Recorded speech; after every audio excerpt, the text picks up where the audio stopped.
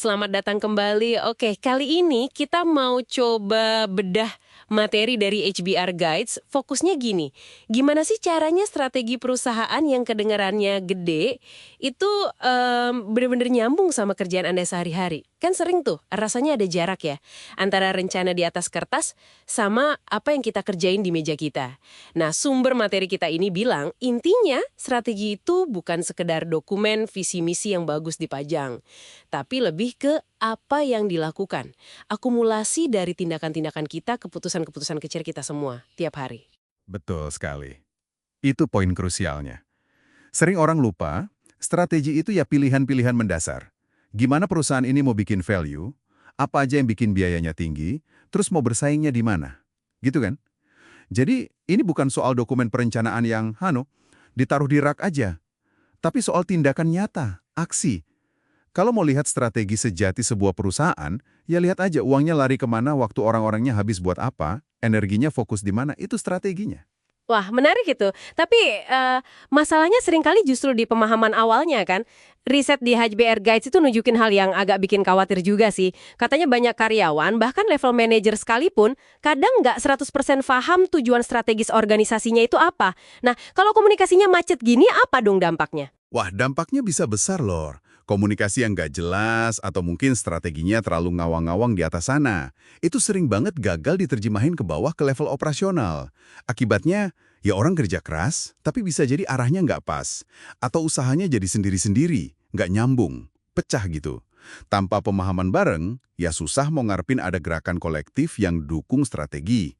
Nah, disinilah pentingnya konsep penyelarasan strategis itu. Oke. Penyelarasan strategis. Terus, gimana cara praktisnya biar kerjaan kita sehari-hari itu relevan sama gambaran besarnya? Apalagi kalau katakanlah strategi perusahaannya itu rasanya jauh banget atau agak susah dipahami gitu. Langkah pertama, ya harus proaktif. Jangan nunggu disuapin aja. Kalau ada dokumen strategi, ya coba dipelajari. Tapi kalaupun nggak jelas atau nggak ada, jangan diam aja. Coba tanya ke atasan langsung, Pak Bu, prioritas utama tim kita sekarang apa ya? Terus nyambungnya ke tujuan gede perusahaan gimana? Perhatiin juga keputusan-keputusan penting yang dibuat di sekitar Anda. Itu sering lebih jujur nunjukin arahnya daripada sekedar visi misi di dinding. Terus, coba deh tanya ke diri sendiri. Oke, saya lagi ngerjain tugas X nih. Ini bantu perusahaan capai sebutin tujuan spesifik kalau tahu. Di bagian mananya ya? Oke. Jadi proaktif cari tahu dulu. Nah, kalau udah dapat gambaran yang lebih jelas, gimana kita pakainya buat kerjaan sehari-hari? Kan pasti banyak banget tuh tugas numpuk. Gimana milihnya? Itu dia. Disinilah prioritas main perannya. Jadi pemahaman strategi tadi itu dipakai sebagai kayak filter gitu. Mana nih kerjaan yang dampaknya paling gede buat tujuan utama? Nah, fokusin energi Anda di situ. Di HBR Guides itu ada disebut konsep Big Arrow, panah besar gitu ya. Intinya, kita arahkan semua sumber daya, semua upaya ke pekerjaan yang paling penting, yang benar-benar dorong strategi maju. Misalnya nih, kalau strategi perusahaan lagi fokus ke inovasi terdepan, mungkin seorang engineer perlu lebih prioritasin develop fitur baru yang agak beresiko daripada cuma ngoprek sistem lama biar lebih cepat dikit, meskipun ngoprek itu rasanya lebih gampang ya kan? Oh, jadi ini bukan cuma urusan bos-bos di atas aja ya yang mikirin arah, tapi setiap kita perlu sesekali kayak lihat dari atas gitu.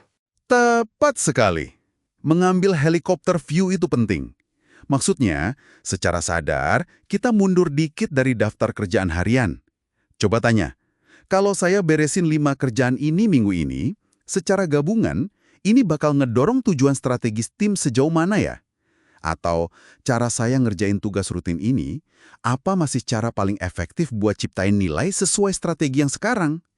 Ini bukan berarti ngelupain detail ya, tapi lebih ke paham konteks, kenapanya di balik kerjaan kita. Wah, ini makin jelas sih. Jadi benar kata HBR Guides tadi, strategi itu ya apa yang dilakukan. Aksi nyata sehari-hari, kemana sumber daya dialokasikan, keputusan-keputusan operasional kecil-kecil itulah strategi yang hidup. Bukan cuma dokumen atau slogan aja. Kadang bisa beda jauh kan antara yang diomongin di rapat direksi sama yang kejadian di lapangan. Dan yang penting juga diingat, ini prosesnya dua arah loh, nggak cuma dari atas ke bawah. Eksekusi harian, tindakan-tindakan kita itu ngasih data sama umpan balik yang super berharga. Strategi itu sebaiknya kita anggap kayak hipotesis aja. Kita punya dugaan cara terbaik buat menang, terus kita tes di lapangan lewat tindakan kita. Apa nih yang berhasil? Apa yang ternyata nggak jalan? Nah, pelajaran dari eksekusi ini harusnya bisa ngalir balik. Buat apa? Ya buat nyempurnain, atau bahkan mungkin ngubah strateginya. Jadi kayak siklus belajar gitu, antara strategi dan eksekusi. Terus-menerus. Oke, jadi kesimpulannya buat Anda yang lagi dengerin nih. Kalau kita bisa nyambungin kerjaan harian kita sama strategi besar, itu nggak cuma bikin kontribusi kita lebih kerasa dampaknya buat perusahaan, tapi bisa juga bikin kerjaan kita sendiri terasa lebih punya makna ya. Jadi lebih ngerti kenapa kita ngerjain ini semua. Betul. Nah, sebagai penutup nih, coba deh mungkin secara rutin aja, bisa mingguan, atau pas lagi evaluasi diri, tanyakan ke diri sendiri, oke, tugas spesifik yang lagi saya kerjain sekarang banget nih, ini kontribusinya ke inti strategi kita apa ya? Jangan takut juga buat nantang asumsi lama, kayak, kenapa sih kita selalu ngerjain ini kayak gini terus? Justru refleksi kritis terhadap rutinitas inilah, wujud nyata dari berpikir dan bertindak strategis setiap hari. Itu intinya. Sip, terima kasih banyak sudah menyimak pembahasan kita kali ini. Semoga obrolan ini bisa ngasih perspektif baru buat Anda dalam melihat aktivitas harian Anda dan gimana caranya Anda bisa berperan lebih strategis lagi.